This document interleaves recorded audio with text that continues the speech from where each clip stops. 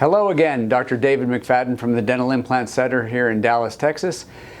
This entire video today, I'm going to spend a few minutes, as I always do, probably longer than you would like, refuting many of the statements made in the video seen behind me. The title of this video is "The Biggest Lie in Dental Implants," and it's paraphrased, "Why FP1 Fails Most Patients." So today I'm going to verbally refute almost everything that's said in this video, but as always I'm going to show you clinical cases that will demonstrate my points without you trusting me completely, just verbalizing this. So this doctor comes out in the first few seconds of the video and says that FP1 is the biggest lie in dentistry because a 3-on-6 company claims that 90% of patients qualify for it. This doctor claims it's only 10% of the population.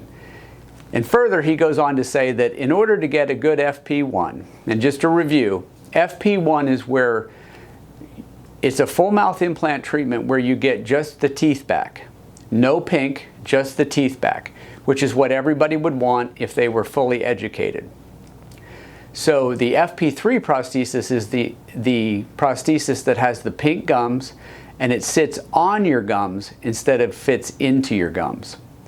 So his statement about 10% and the fact that the stars have to line up in order for a patient to get a good outcome for FP1. Categorically, I reject that statement. We do several of these per week. And my patient demographic is no different than his. Additionally, I've been in this location for 23 years. If FP1 failed as frequently as this doctor is implying, I would have to move my offices every 5 years. I'd have to move to a different state probably to escape all the failures from the cases that we've treated. Like I said, about 3 patients per week get this protocol here at this office.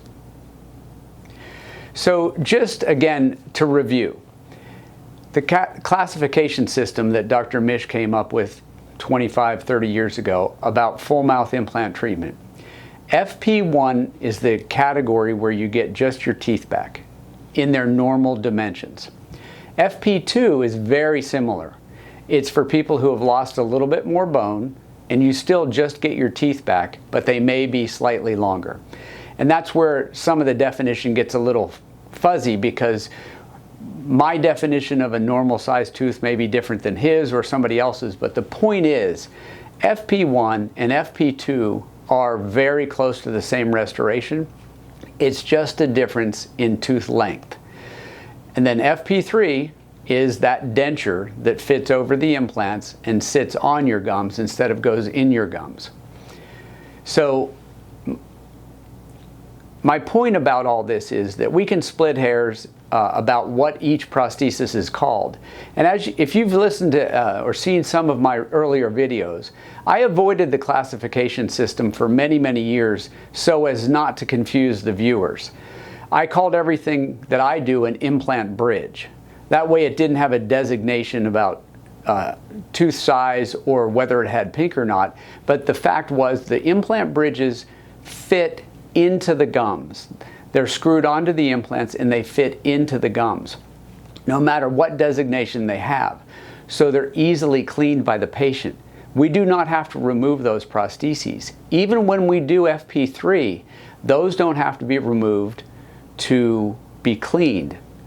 At the dental office anyway, we educate our patients on how to brush, how to use a water pick, and how to floss if you decide that you're going to commit to flossing.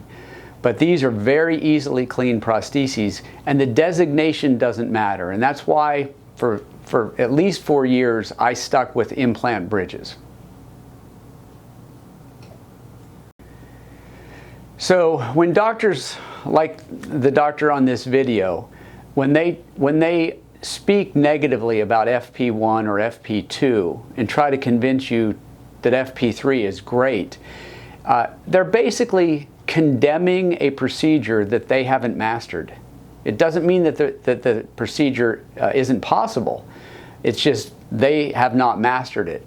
So they're trying to steer you into what they do. So let me give you a real-world example.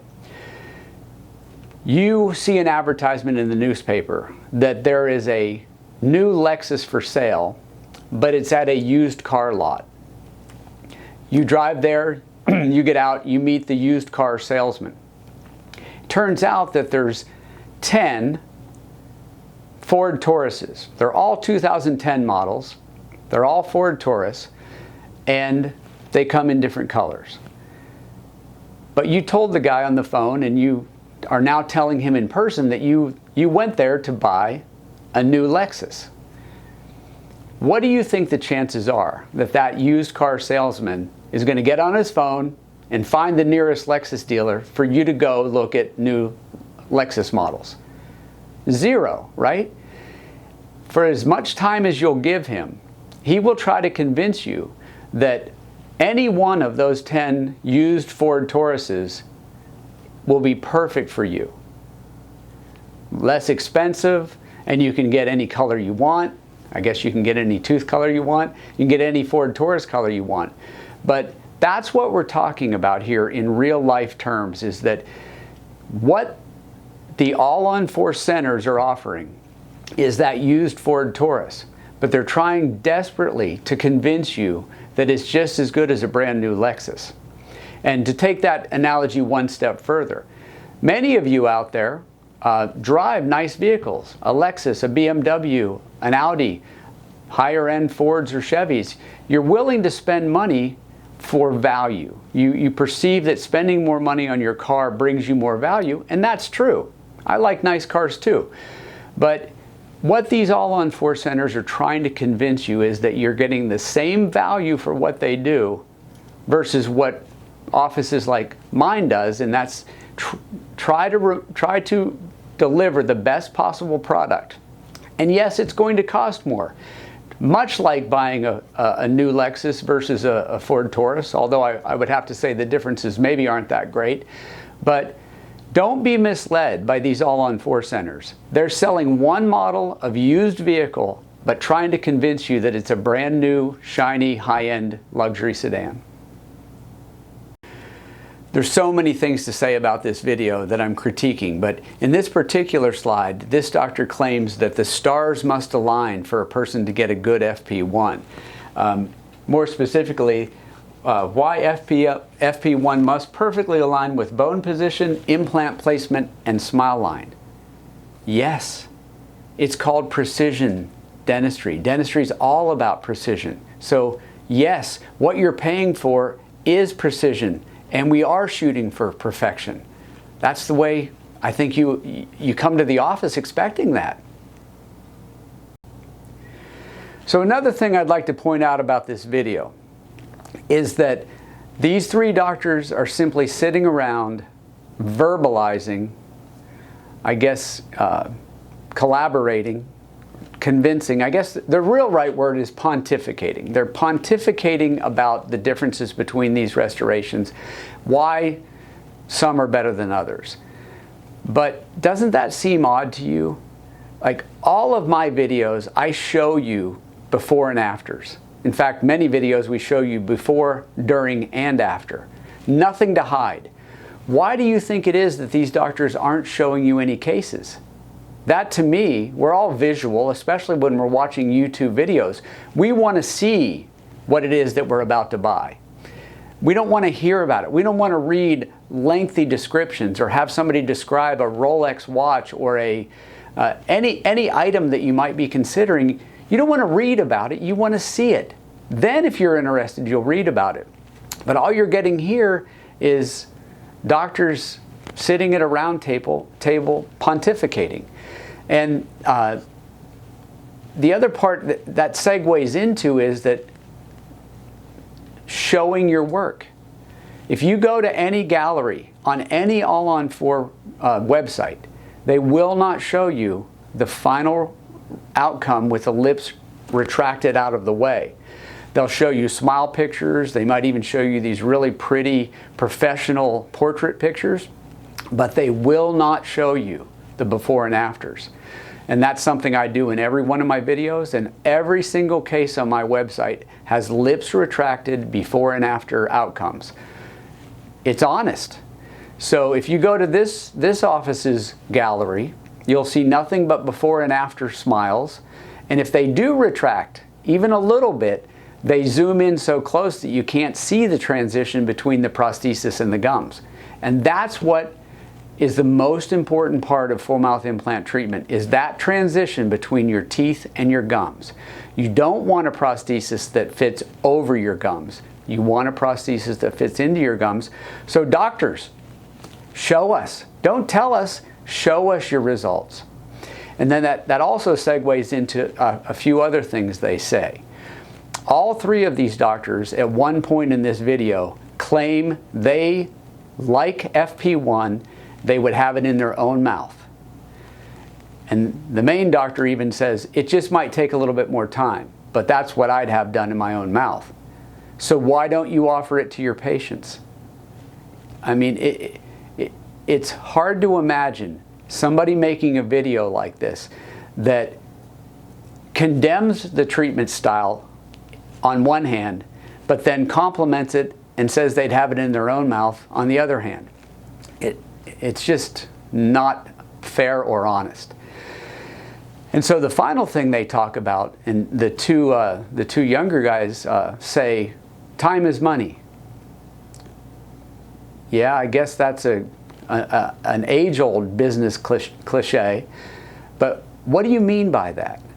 If time is money, does that mean that you want to treat the patients faster and do more treatments because time is money for the office? Or I don't quite understand why you would put that in a video about a clinical treatment protocol. And thirdly, on that same topic, the industry has pushed speed. Yes, and I know you viewers and anybody, and myself included, we want things fast. I mean, we order something on Amazon and sometimes it's here the same day. We want things fast, I get that. But over the 30 years that I've been doing this, we've come up with ways to do it fast, but with high quality. But every patient's different. So you may need bone grafting, and these doctors condemn that also. It takes too much time and it costs too much money. Well, if it provides a far superior outcome, why not?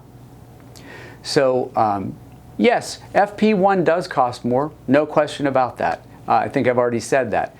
And it may take longer, but we've come up with a protocol here where you'll always leave here with beautiful fixed temporary teeth while you're healing. And if it takes longer, it takes longer. I mean, that should make sense to everybody listening. Another thing this doctor talks about in his introduction is catastrophic failures of FP1. And he promises to show you this catastrophic failure of an FP1 within 5 years, but the video ends and that's never shown. So I can tell you, the first one of these I did was 1997. And I've done them a lot over the last, whatever that is, 28 years. And we follow some of those patients. Many of them, if they were having trouble, we'd be the first ones to hear it. But I'm going to show you 4 cases that are 20 years old or older, just again to try to give you some confidence that when done well, the FP1 success rate is actually higher than the FP3 success rate as delivered by the all-on-4 centers.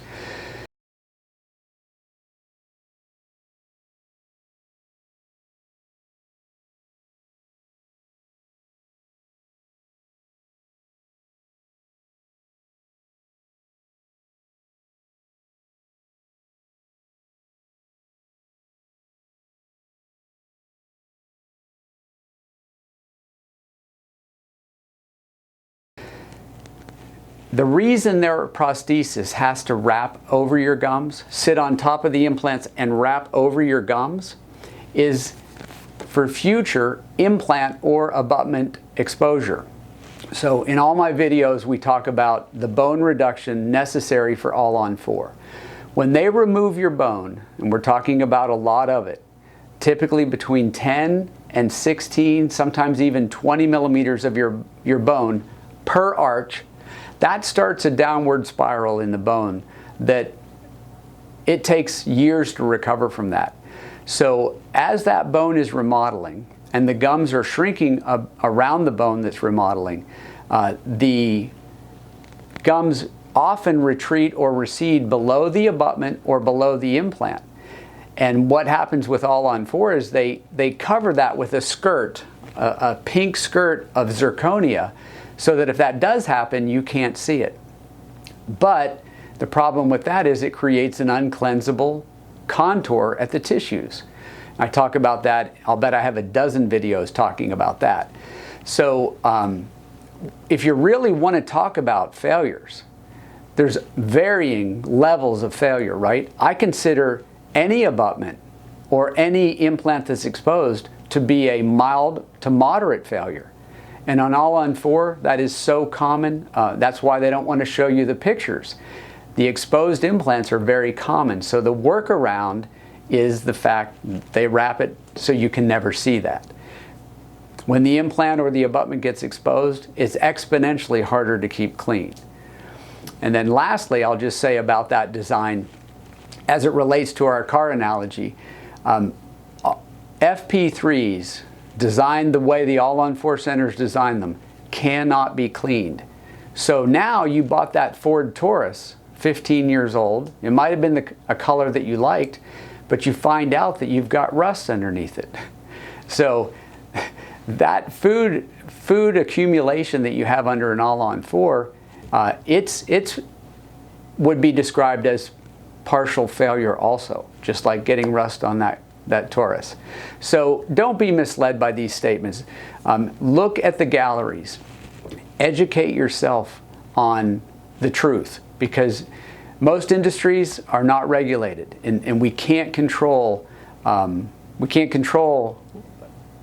truth or the dishonesty or these statements that are inflammatory. And really, this whole video named the biggest lie and some of the other statements, the stars have to align. It's really just sensational marketing. Another claim these doctors make is that their patients have already lost their bone, that they're all periodontal patients. Their demographic is no different than mine. And if you look at this particular patient right here, look at how long his teeth are. I could show you the x-rays and I could show you that he has lost bone. That's why teeth get long, is because the bone recedes either through neglect or periodontal disease or both. Some people have long teeth naturally. My teeth are long naturally. But that doesn't disqualify a patient from having a better treatment of FP1 or FP2. So when I show you this patient's outcome, I will tell you that first of all, this patient wanders into an all-on-4 practice, they are going to give him an FP3, meaning he's going to have teeth and a lot of pink gum tissue. And that is by necessity. The protocol for all-on-4 is that massive bone removal that I talk about in virtually every one of my videos. So this patient, nobody, 99.99% of the practices that he would walk into would promise him anything other than an FP3, because they're going to remove additional bone on a patient like this. So hold your breath, because you're not going to believe this is the same patient. And I guess I don't have any way of convincing you that it is, other than just my own integrity. But over the course of the next 6 months, he went from this to this. And these cases even surprise me. If I didn't take so many pictures of my before, durings, and afters, I wouldn't believe it myself. I wouldn't be able to sit here today and tell you that the doctors on that video are talking about their periodontal patients already having lost their bone. Well, yes, but we don't turn one patient into another here at the Dental Implant Center. Meaning, if you come in, whatever amount of bone you come in with on your upper arch, that's what we're going to leave. We do not remove bone on the upper arch. There's one exception to that, and that's a person with what's called vertical maxillary excess, which is a very gummy smile. Those patients represent a small, very small percent of the population, but there's one patient type where we do remove bone, and that's just to improve aesthetics. But in cases like this, if I wasn't so careful with photography and didn't pay so much attention to the outcomes, I would never have guessed that that preoperative patient could become this patient here. And just from a category standpoint, this patient, who would absolutely be an FP3 everywhere else, he actually lands somewhere between FP1 and FP2. Arguments could be made in both directions. These teeth are not excessively long. They're a little longer than average, but they're not excessively long. And that's what the doctor in the video talks about, is that, oh, they're calling FP2s FP1s. Perhaps that's true, but where do you draw the line? Maybe they'd call this an FP2, but it still was done with no bone removal. The teeth might be slightly longer than average, but they're cleansable. This patient will never have to have this prosthesis taken out to be cleaned because we didn't remove bone. So don't be misled by this argument that somehow FP2 is bad. And honestly, if a patient comes in with the amount of bone loss these doctors are claiming, they'll get an FP3, but again, it will fit into their gums. It will not fit over their gums like a saddle. So there's a big difference. And finally, let's talk money, right? So have you noticed that all these dental chains have opened up around the country with dozens or hundreds of locations? Why do you think that is? Corporations have figured out that the profit margins in dentistry are some of the highest in any industry. So they're buying up practices, or they're opening new locations so that they can take advantage of the profit margin and profit sharing that we have in this industry, I should say that's available from this industry.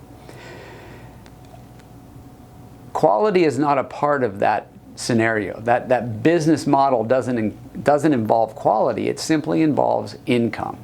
So the more money an office can make, the more the corporation makes. That's kind of what started 15 or so years ago.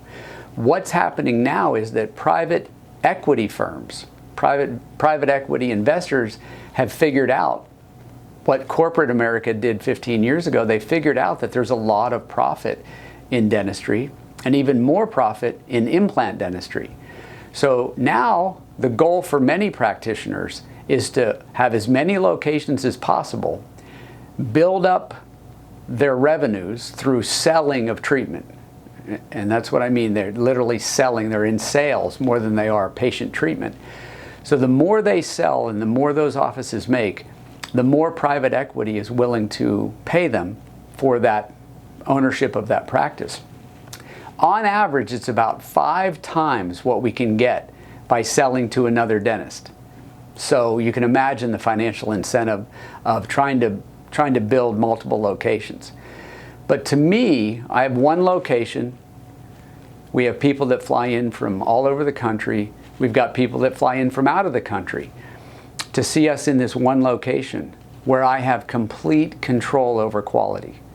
I'm not trying to manage multiple locations. I'm not trying to manage many doctors at multiple locations. So wouldn't it make more sense, and again, this is just philosophical here, but wouldn't it make more sense if these guys were so busy that they needed 3 offices, all within 30 miles of each other? Wouldn't it make more sense to just build one big office and ask patients to drive 30 extra miles than to have 3 locations?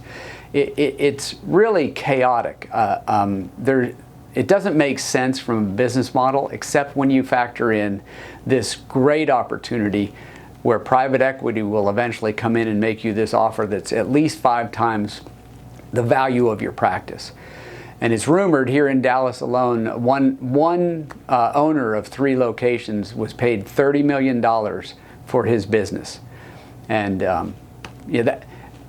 I guess, living in a capitalist society and being a capitalist myself, I can't fault him for that.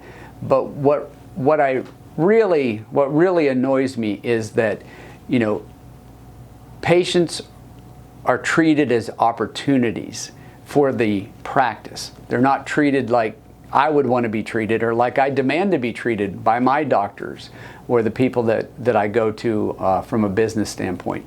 So there is a huge financial incentive in this industry. I'm not proud of it. I don't participate in it, but I thought you should know about it. So I'd love to hear some of your comments, so please leave us some comments below. And as always, thank you for watching.